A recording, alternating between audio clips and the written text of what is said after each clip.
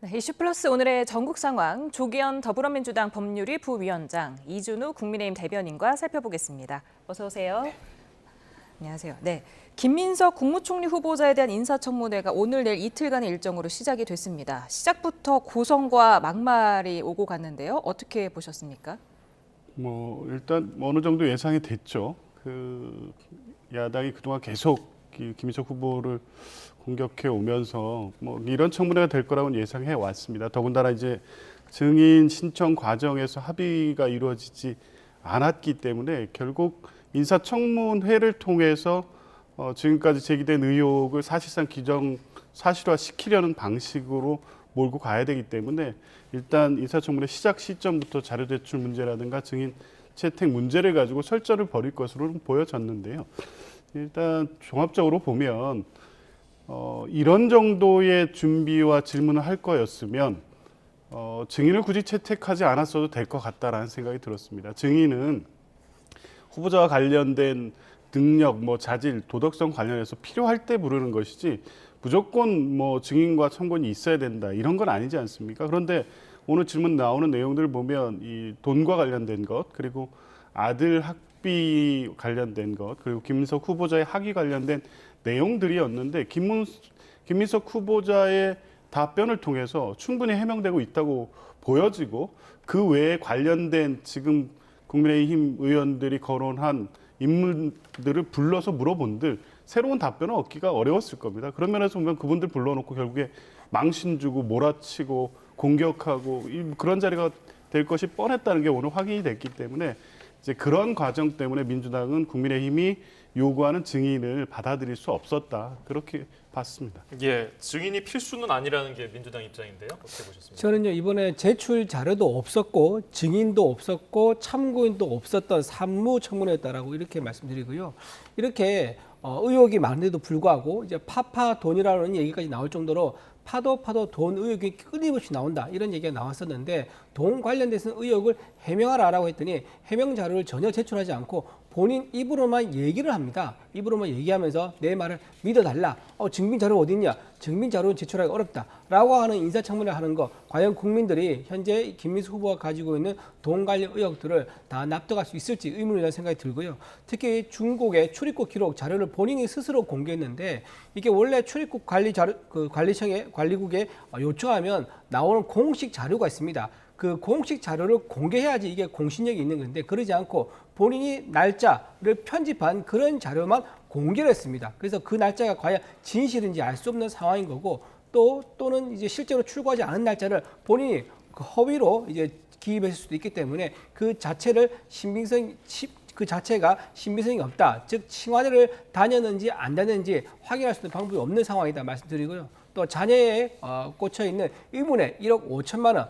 자녀의 계좌에 꽂혀 있는 1억 5천만 원에 대해서 5개월 사이에 5개월 전에는 자녀 재산이 없다고 신고했는데 5개월 뒤인 2020년 5월에 자녀 재산을 신고하면서 1억 5천을 신고했는데 그게 어디서 왔느냐 소명하라니까 그거는 소명할 수 없다. 개인정보 담아서 또 소명을 안 해요. 자, 이게 만약에 선례가 된다 그러면요. 앞으로 부정한 돈이 있으면 본인이 직접 받는 게 아니라 자녀 계좌로 받으면 된다. 그런 의미가 되는 거 아니겠습니까? 그래서 이건 굉장히 나쁜 선례가 될 수 있기 때문에 반드시 이런 검은 돈이 있는 의혹에 대해서는 검증이 필요하다 말씀드립니다. 네, 말씀드리는 대로 김민석 후보자의 재산 형성 과정, 또 자녀 특혜 의혹 등 청문회 쟁점을 두고 여야가 첨예한 대립을 벌였는데요. 현장 목소리 잠깐 듣고 오겠습니다.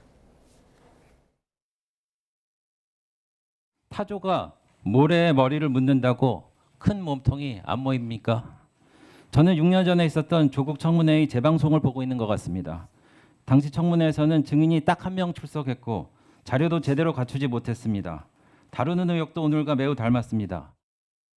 증인 참고인은 이 청문회를 원만하게 하기 위해서 필요한 조건이지 필요 충분 조건이 아님을 다시 한번 말씀드리고 명예를 훼손한다거나 마치 범죄자 취급하는 것은 이후에 청문 과정에서도 지양해 주실 것을 위원장님께서 진행 과정에서 각별히 신경 써줄 것을 다시 한번 말씀드리고요. 코넬대 유학자금 관련 자료 요구를 했더니 장남에게 송금된 외국한 신고 내역이 없다라고 왔어요. 신고 내역이 없다는데 그러면 장남은 어디서부터 돈을 받아서 코넬대 학비를 지급한 것입니까? 이혼한 전 배우자와의 사이에 양육비를 일종의 부담하는 형태인데 보통 통상적으로는 부부가 반반씩 내는 게 일반적입니다. 우리 후보자가 강신성 씨로부터 이 유학 비용을 받았던 전력이 있어요. 그래서 이게 지금 제3자가 어떤 유학 자금이 된 것이 아닌지 하는 국민적 의혹이 있는 겁니다. 축의금 또는 조의금, 출판 기념회 2번, 그리고 제 처가 장모님으로부터 이렇게 생활비 지원을 간혹 받은 것, 뭐 이런 것들 정도가 총체적으로 모여서 세비 외 수입을 구성했고, 모여진 액수도 통상적인 사회적인 통념 또는 저희 연배의 사회생활과 관련된 또는 국회 내에서 이루어진 그런 행사들에 비추어서 제가 다시 확인해 본 바 다 감사한 액수이긴 하지만 과하게 넘는 경우는 없는 것으로 그렇게 다시 한번 확인되었습니다. 지금 여러 얘기가 나왔는데 이제 하나씩 좀 짚어보도록 하겠습니다. 민주당 김현 간사가 증인과 참고인은 청문회를 원만하게 하기 위해서 필요한 조건이지 필요 충분 조건이 아니다 이렇게 밝혔는데 그러면 앞으로 모든 인사청문회에서도 이렇게 없이 할 수도 있다는 얘기인가요? 그렇지는 않겠죠. 협의 과정의 뭐 세부 내용까지 제가 알 수는 없습니다만 논의되는 경과에 대한 이 민주당 인사청문위원들의 설명을 보면 일관되게 어떤 그 의혹 내지 이 부분을 그 해명을 듣기 위한 증인 이걸 계속 유지하면서 서로 대화하고 협의해서 적정하게 좁혀가는 과정이 아니라 최초 부르겠다는 증인들이 이 망신주기, 모욕주기 이런 성격으로 비춰지는 분들을 딱 세워놓고 무조건 채택해 달라고 요구를 하다가 그것도 이 기한, 그러니까 5일 전 송달 기한 직전에 또 바꿨다는 겁니다. 그러니까 이 김민석 후보자에 관련돼서 본인들이 제기한 의혹에 대해서 명확하게 어떤 답변 내지 증인이나 참고인을 통해서 그 의혹의 사실관계를 밝히고자 하는 것이 아니라 일단 청문회의 증언 때 세워놓고 정치적 공격을 하겠다는 것으로 비춰지는 방식으로 증인 채택 요구를 계속해 오고 있었고 그 부분을 좀 조정하자는 제안마저도 거부했기 때문에 그러니까 이 청문회를 어떻게 진행하려는지의 의도가 너무 분명했다는 겁니다. 그래서 이런 방식의 증인 채택이라고 하면 결국에 청문제도 취지에 맞지 않고 국민들 보시기에도 이런 청문회를 하려고 저 증인들을 불렀나? 이렇게 될 수밖에 없다는 판단이 있었다는 겁니다. 과거 청문회에서 사실 증인 없는 청문회라는 게 없었죠. 그건 여야가 다소 불리하더라도 받아들일 만한 이 합리적 제안이 있었기 때문에 서로 양보를 해서 이 합의를 해서 이 결정을 하는 건데 이번만큼은 그러기 어려웠다는 겁니다. 그러니까 맹목적으로 김민석 후보자를 보호하기 위해서 무조건 증인 없는 청문회를 하겠다 이런 입장이 아니라 국민의힘이 요구하는 증인들이 사실 지금까지 해왔던 인사청문 기준에 맞춰서도 실제 이 필요한 증인이 아니라고 판단할 수밖에 없었던 사정이 있는 걸로 알고 있고요. 오늘 청문회를 보더라도 아까 말씀드렸던 것처럼 국민의힘이 요구했던 증인들이 없었더라도 내용과 결과에 큰 차이가 없는 청문회였을 거라는 판단을 하고 있는 것 같습니다. 예, 김 후보자를 둘러싼 여러 가지 의혹 중에서 소득을 훨씬 뛰어넘는 지출이 의혹 제기가 됐었는데 한 7억여 원 정도라고 합니다. 조의금으로 1억 6천만 원, 출판 기념회에서 2억 5천만 원, 그리고 처갓집에서 장모에게 2억 원 정도. 이게 어느 정도 재산 증식 과정이 해명이 된 겁니까? 전혀 그렇지 않죠. 지금 본인이 얘기했던 거 보면 사실 결혼할 때 축의금을 받은 것도 얘기를 합니다. 그런데 그때 결혼할 때 본인이 축의금 사양합니다 하면서 본인이 SNS에 올렸었어요. 그리고 그 당시에 결혼할 때 두 번째 결혼입니다. 두 번째 결혼은 보통 처음 결혼할 때 축의금을 받죠. 많이 받을 수 있습니다. 근데 두 번째 결혼할 때는 보통 사회 상규상 축의금을 받지 않는 게 상규입니다. 그렇다 그러면 축의금 그래도 내는 사람이 있을 겁니다. 그래서 축의금 받긴 받아도 그렇게 규모가 많지는 않을 것이다라고 보는 게 상식적인 거죠.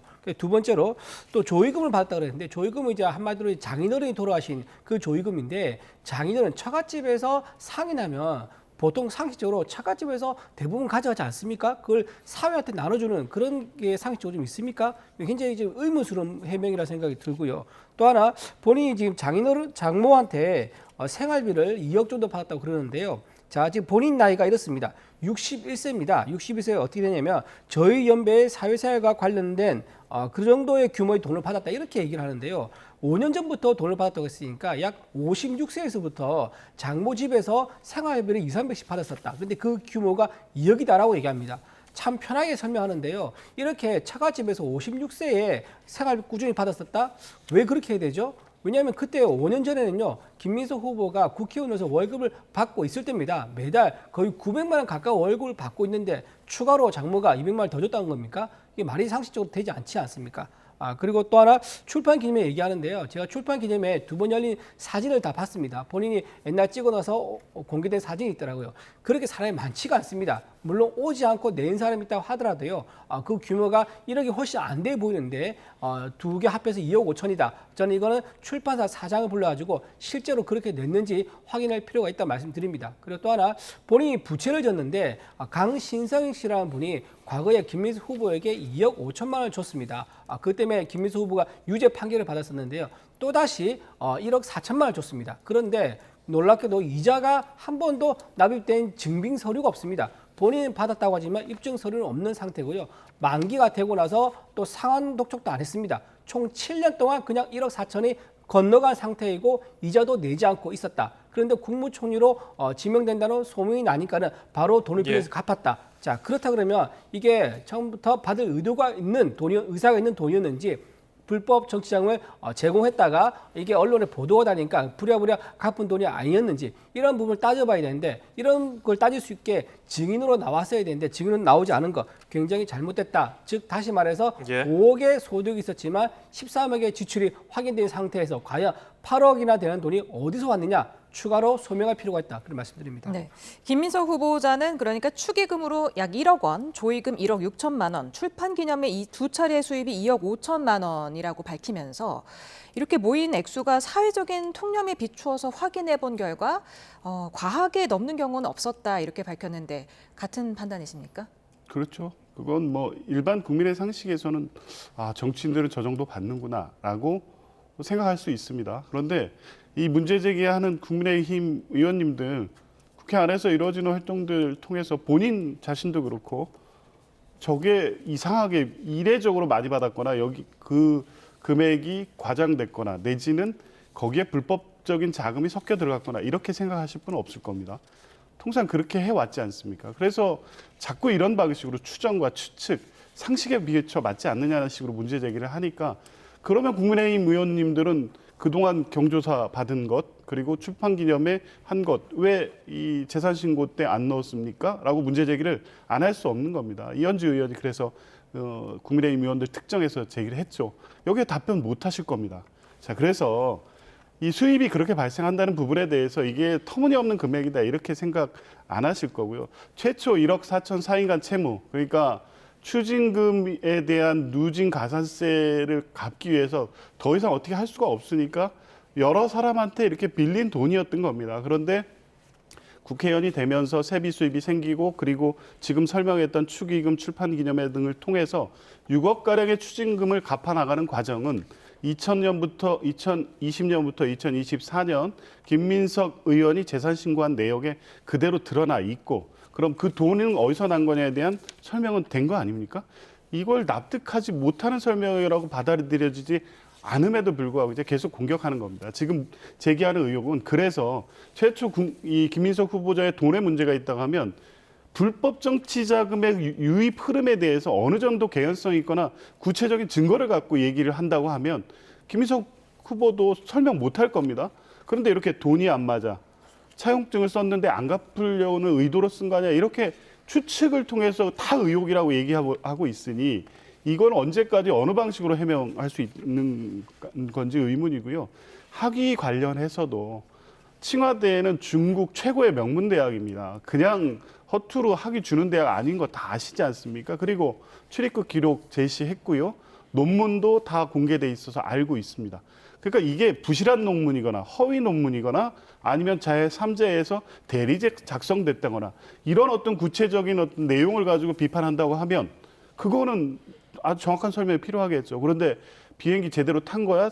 칭화대 가가지고 수업은 제대로 받은 거야? 이런 식으로 계속 문제 제기를 하시면 문제 제기를 한 거에 대한 답변을 하면 또 꼬리를 물고 다른 문제 제기를 하는 방식으로 지금까지 이어져 왔습니다. 이제 그런 부분이 적어도 오늘 청문회 문답을 통해서 어느 정도는 해소가 됐다고 보여지고 내일 아마 관련해서 추가적인 질문을 한다고 하면 그에 대해서도 또 납득할 만한 설명을 할 수 있을 것으로 봅니다. 예. 제가 좀 더 말씀드려도 될까요? 네네. 청와대 말씀드리는데 제가 청와대 본인이 공개한 출국 날짜 그걸 확인해 봤습니다. 확인해 보니까 2009년도에 가을에 총 14주가 있는데 그중에 중국으로 간 주는 7주밖에 없습니다. 즉 전체 수업 중에서 절반밖에 수업에 참여 안 했다라고 확인이 되는 거고요. 그다음에 2학기에는 아예 중국으로 출국한 적이 없습니다. 그러니까 한 번 딱 입학식 하기 전에 개학하기 전에 한 번 2월 말에 출국한 적이 있는데 그 이후는 아예 출국을 안 했습니다. 왜 안 했습니까? 부산시장 선거 경선에 출마한다고 출국을 안 했었습니다. 그런데 경선이 나중에 5월 중순에 떨어집니다. 그러면 그 이후에는 수업이라고 들어야 되지 않습니까? 근데 그 이후에도 중국으로 출국 안 합니다. 즉 한 학기 총 2학기가 있는데 한 학기는 절반밖에 다니지 않았고 나머지 학기는 아예 통으로 다니지 않았었습니다. 그런데도 학위가 나왔습니다. 중국 최고의 명문 대학이라고 하지만 이렇게 학교도 다니지 않은 학생에게 학위를 준다는 거 이거는 굉장히 의심스러운 부분이 있다고 말씀드릴 수밖에 없고요. 또 하나 논문을 쓸 때 탈북자에 대해서 배신자, 그다음에 도망자 이런 표현을 쓰는데 그거는 북한의 입장에서 표현을 하는 거지 우리 대한민국 정상적인 국민의 입장이라면 인권이라든가 배고픔을 견디지 못해서 인권 핍박과 배고픔을 견디지 못해서 북한에서 나오는 사람들을 북한 정권에 대해 배신자라고 부를 수는 없는 거 아닙니까? 근데 김민석 후보는 그 자기 논문에서 배신자라는 식으로 표현을 한 거에 대해서 예. 본인이 직접 논문을 쓴 게 맞느냐 아니면 청와대에 유학 와 있는 북한 학생이 대신 써준 거 아니냐 이런 의혹이 둘 수밖에 없는 거라 말씀드리고요. 그리고 가장 중요한 거 교회 헌금을 2억을 냈습니다. 그런데 1억 4천만 원을 또 강신석한테 빌립니다. 이게 좀 이해가 안 됩니다.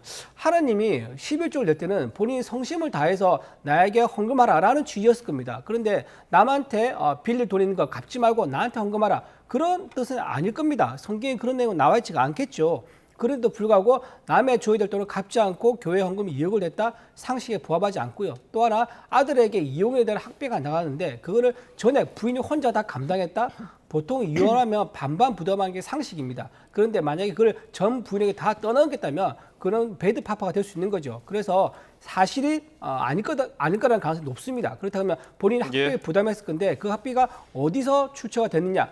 그걸 밝힐 필요가 있는 거고 정말로 전 부인이 다 부담했다 그러면요. 전 부인과 그때 합의한 내용이 있을 겁니다. 양육이라든가 학비에 대한 합의 각서 그거를 공개하면 될 일인데 그것도 공개하지 않고 있다. 이렇게 의혹이 꼬리에 꼬리를 물고 있는 상황이라 말씀드립니다. 딱 한 가지만 학위 관련해서요. 일단 청와대에서 법학 석사 학위 논문은 나왔습니다. 그럼 국민의힘이 지금 지적하거나 비판하거나 의혹 제기하는 부분은 뭐죠? 김민석 의원이 불성실하게 학위 과정을 했다는 것을 비판하는 겁니까? 아니면 그렇게 출석도 제대로 하지 않는 석사 학위 과정에 있는 학생에게 학위를 남발하는 청와대를 비판하는 겁니까? 도대체 어떤 부분을 비판하는지 이해할 수가 없습니다. 그러니까 비판 자체, 이런 식의 공격 자체가 목적이지 이걸 통해서 후보자의 자질을 따져보자 이런 이 검증 과정으로 전혀 보이지 않는 겁니다. 제가 말씀드려도 되나요? 시간이 부족한 것 같은데. 네. 짧게 해주십시오.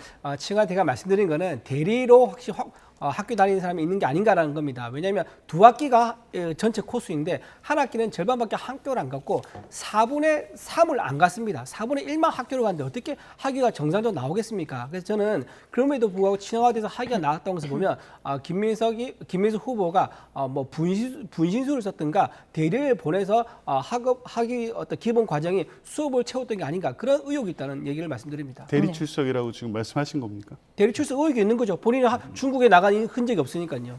네. 지금 말씀 조금 전에 하셨던 것 중에 2018년에 같은 형식의 차용증을 쓰고 11명으로부터 1억 4천만 원을 빌렸었는데 이제 총리 후보자로 지명이 되고 난 이후에 갚지 않았습니까?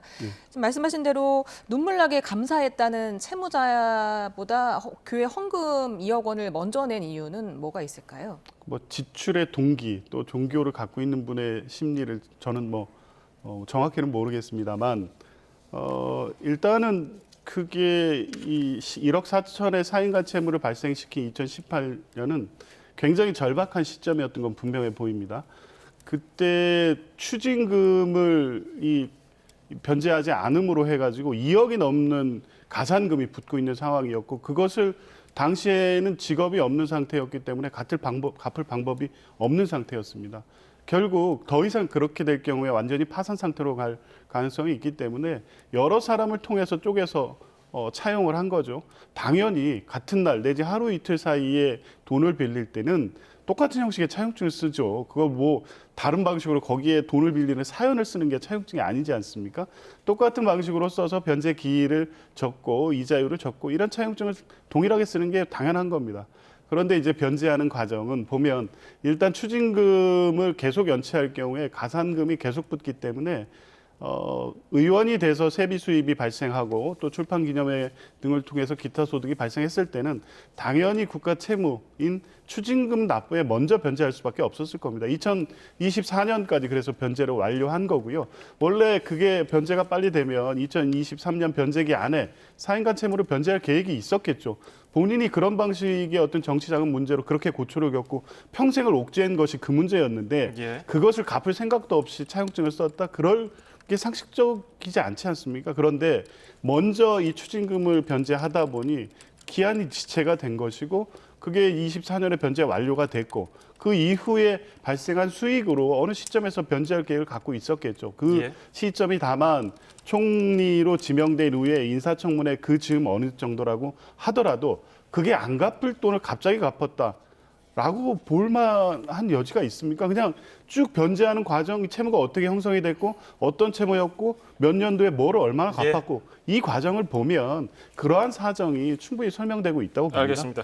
자, 주제를 좀 바꿔보겠습니다. 어제 이재명 대통령이 장관 11명을 지명했습니다. 이 중에서 눈에 띄는 인물 몇 명이 있었는데 그중에서 철도기관사인 김영훈 고용노동부 장관 후보자. 오늘 첫 출근했거든요. 어떻게 평가하십니까? 김영훈 의원이 김영훈 이제 후보자가 제가 알기로는 지난번에 정의당인가요? 거기서 이제 비례대표로 출마를 이제 준비했던 걸로 알고 있거든요. 근데 이번에 정의당에서 어떻게 했죠? 대선 후보를 냈습니다. 진보당에서는 대선 후보를 안 냈었지요. 근데 대선 후보를 내면서 완주까지 해서 어쨌든 이재명 대표가 가져갈 수 있는 지지율을 좀 감소시키는 이런 역할을 했는데 정의당에서 비례대표로 활동하셨던 분을 이제 민주당에서 장관 후보로 앉힌다는 거 굉장히 좀 정치적으로 좀 상도되게 맞지 않아 보인다라는 생각이 좀 들기는 합니다. 다만 이렇게 평기관사 출신을 장관으로 바로 앉히는 거 굉장히 신선해 보이기는 합니다. 또 하나 이제 우려되는 것은 과연 행정 경험 전체 부처 공무원이 수천 명이 될 건데 수천 명의 부처 공무원들을 이끌 수 있는 행정 지도력을 과연 발휘할 수 있겠느냐 이런 부분에서 조금 우려되는 부분도 있다고 말씀드립니다. 네. 지난 주말에도 이 장관 인선이 늦어지는 데 대해서 한 여권 핵심 관계자가 김민석 총리 후보자가 취임한 이후로 장관 인선을 미루려는 거다. 김 후보자의 국무위원 임명 제청권을 보장해서 힘을 실어주려 한다는 것이다 했는데 인사청문회 하루 전에 이렇게 11명을 발표를 했네요. 꼭 그런 일정을 가지고 했던 건 아닌 것 같고요. 총리가 우선 급하기 때문에 지명하고 인사청문 전체를 신속하게 하면서 이제 장관 인사를 하고자 할 계획이었는데 그게 이제 검증 절차 때문에 조금씩 지연됐던 것 같습니다. 그래서 어느 시점에 이번에 발표한 정도에 대한 1차 검증이 끝나면 발표할 계획이었던 것으로 보여지고요. 그거 꼭 김민석 후보자의 총리이직 취임 이후로 일정을 조절하고 있었던 건 아닌 것 같습니다. 지금 어제 발표된 이 장관 후보자들에 대한 인사 검증이 어느 정도 완료된 시점이 어제였던 것으로 보여지고 지금 이재명 대통령으로서는 하루라도 빨리 내각 구성을 완료해서 지금 이재명 정부가 국민들께 약속한 국정과제를 하루속히 안정적으로 추진해야 될 입장이기 때문에 달리 어떤 일정을 조율하거나 있는 것 같지는 않고 검증의 과정에 따라 순차적으로 지명이 이루어지고 있고 그에 따른 인사청문 절차가 진행될 것으로 봅니다. 예, 송미령 농림부 장관은 오랜만에 이제 유임된 장관인데 국민의힘 내부에서는 여러 가지 얘기가 나오는 것 같더라고요.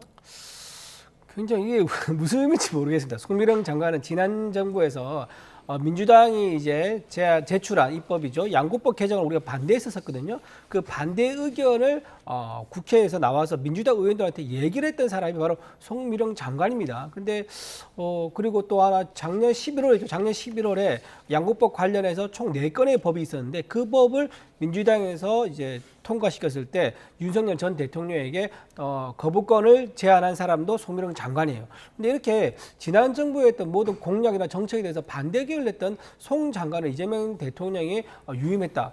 이게 어떤 의미인지 이거를 지난 정권에서 어떤 그 민주당과 반대 대척점이 있던 사람을 상징적으로 한 명에 앉힘으로써 내가 폭넓은 내각을 구성한다라는 것을 보여주기 위한 이미지 정치를 위한 어떤 수인지 그건 알 수가 없으나 굉장히 좀 상도에 안 맞다는 생각도 들기도 하고요. 또 하나 송 장관이 만약에 이번에 다시 민주당에서 양국법 개정을 통과시켰을 때 이번에 난 그럼 찬성한다라고 입장을 또 바꾼다 그러면 그 농림부 밑에 있는 수많은 공무원들이 어떤 생각을 가지겠습니까? 장관이 저렇게 조변 섞게 하는 모습을 보여준다 그러면은 과연 장관을 믿고 과연 따를 수 있을까? 그런 이제 의문이 들기도 합니다.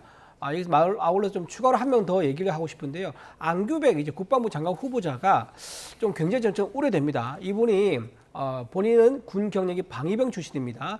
22개월 방위병으로 군사 생활을 하다 나왔고요. 국방에서 오래 있었다고 하지만 그런 방위병 출신이 국방부 장관이 된다면 도발이나 유사시에 사성, 삼성 장군들의 지휘를 해야 될 최고 높은 자리에 있는 건데 육군 사관학교라든가 전문 엘리트 교육을 받은 그런 야전 경험이 있는 장군들을 보기에 이거는 판단이 좀 잘못된 것 같다라고 생각되면은 그 국방부 장관의 말을 일사불란하게 따를 수가 있겠습니까? 장군들끼리 따로 이거 장관님 지시가 맞느냐 아니냐 이런 걸로 또 논의하면서 시간이 또 흘러갈 수 있는 거예요. 자, 이런 식으로 방위병 출신의 국방부 장관이 있다. 그러면은 그 밑에 있는 예하 지휘 체계가 제대로 작동할 수 있겠느냐 그런 우려가 있는 거 하나 말씀드리고요. 두 번째로 2022년에 9월에 그 군사훈련 미국 동해에 있는 잠수함 군사훈련을 했을 때 그 군사훈련 일정을 SNS에 공개한 적이 있습니다. 그래서 중국의 정보함이 와서 우리를 이제 정보 취합하는 것을 알고 미국의 잠수함에 작전해서 철수를 한 적이 있거든요. 이런 식으로 안보에 대한 개념이 굉장히 약한데 국방부 장관이 된다 그러면 미국과 일본이 우리와 함께 정보에 대한 고도의 정보에 대해서 공유를 하겠느냐 그리고 국방부 장관이 보고받은 어떤 군사 기밀들을 잘 보안을 유지할 수 있겠느냐 이거를 또 혹시 SNS에 올리면 어떡하나 그런 불안감도 있기 때문에 안규백 국방장관에 대해서는 굉장히 좀 우려가 크다 말씀드립니다. 네, 국민의힘은 과반을 현역 의원으로 지명한 데 대해서 대선 승리의 대가성, 보훈 성격으로 보인다고 비판을 했는데 인사청문회 제도 도입 이후에 현역 의원 출신 국무위원 후보자가 낙마한 사례가 없었다면서요. 그 이유는 뭐라고 보십니까? 그러니까 아무래도 1차적으로 유권자들에 의해서 선거에서 검증 과정을 걸치는 것 그리고 인사청문 과정에서도 아마 의원들끼리 상호 온정적인 시각이 분명히 있는 것도 있죠. 그리고 이제 그런 검증 과정, 국민적 평가 과정이 의정 활동을 통해서 계속 확인되고 있었기 때문에 상대적으로 통과 가능성이 더 높은 것이고요. 특히 이번에는 인수위 없이 출범을 해서 정권을 바로 국정을 안정시켜야 되는 책임이 내각에 있기 때문에 그런 것을 고려하면 인사청문 절차 지연이라든가 혹시라도 인사청문회 과정에서 불필요한 의혹 제기로 낙마하는 사례를 최소화하기 위해서 정치인 출신 장관 지명이 더 많을 수밖에 없기는 합니다. 그런데 단순히 정치인이 많다 이렇게 평가할 일이 아니라 실제 지명된 정치인 출신 이 정동영 후보자 등을 통해서 그분들이 매우 적정한 인사였다고 봅니다. 안규백 그 의원에 대해서 후보자에 대해서 말씀하셨지만 그건 편견이죠. 방위라고 지금 뭐 군인들이 말 안 듣겠습니까? 안규백 의원은 5선 의원인데 대부분은 국방위원으로서 이 의정 활동을 해왔고요. 군령권, 군정권에 대해서 어떤 장성 출신보다 가장 확실한 이해를 갖고 있는 분입니다. 국방장관으로서 당장 직무를 수행하기에 아무런 장애가 없는데 굳이 방위병 출신이라는 걸 강조하면서 그런 우려를 할 필요는 없다고 봅니다. 예, 이재명 대통령 조만간 첫 기자회견을 할 것으로 알려져 있습니다. 30일이 되면은 취임 30일이 되면은 기자회견을 열 것으로 관측이 됐었는데 뭐 그것으로 못 바꿀 수는 없다. 딱 30일이라고 정할 수는 없다고 했는데 이런 움직임을 보이는 거 어떻게 평가하십니까? 본인이 이제 소통하는 모습을 적극적으로 좀 보여주려는 노력 같습니다. 그리고 더군다나 지금 윤석열 전 대통령에 대한 체포영장 청구가 지금 특검에서 있었다고 하지 않습니까? 아마 이재명 대통령이 30일에 있을 기자회견을 맞춰서 이런 내란에 대한 이제 민주당의 언어입니다. 내란 의혹에 대한 어떤 종식이라든가 이런 것들이 착착 진행되고 있고 내가 국민과 소통을 한다. 그리고 야당과 야당 지도부와도 만남을 가졌다. 이런 부분을 강조하기 위해서 그런 게 아니겠는가라는 생각이 듭니다. 예, 알겠습니다. 지금까지 두 분과 대화를 해놨는데요. 조기현 민주당 법률위 부위원장, 이준우 국민의힘 대변인이었습니다. 두 분 감사합니다. 감사합니다.